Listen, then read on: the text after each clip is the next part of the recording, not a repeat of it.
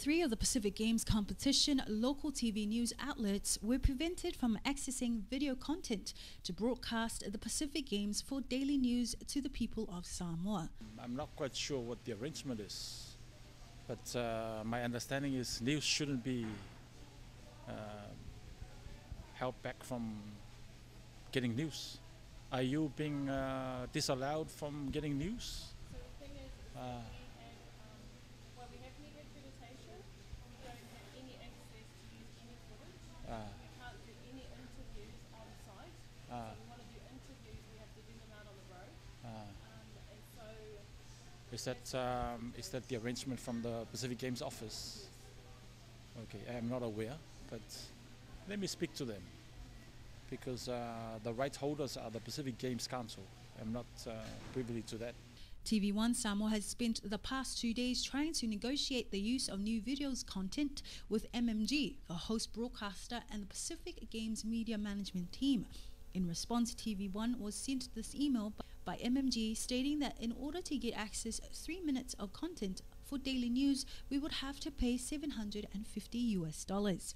Over 10 million ta'ala of Samoa's taxpayers' hard-earned cash had been invested into paying funds for the Pacific Games. So we asked the Minister of Communications, Afamasaga, Rico, Tupa'i, why is the people of Samoa being deprived of news coverage for the Pacific Games? Everybody needs to be informed.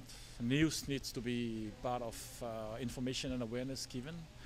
I'm just not aware what the arrangement is because Pacific Games is a rights holders for. I'm not quite sure whether news is part of that. So. Team Samoa have won 3 gold medals and 6 bronze medals. 3 of 4 local TV news outlets have not been able to film or have access to any video footage of these historic moments, celebrating the achievements of Team Samoa.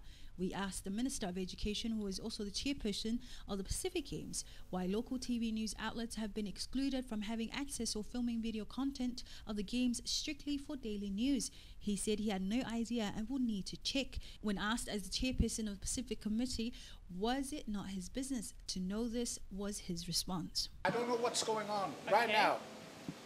Is it not your business to know what's happening there? Hey, okay, le loingan mele okay ke fa longo mai ke fa longo mele ka le fa okay le loing le fa ko fa longo ka le you should have hey.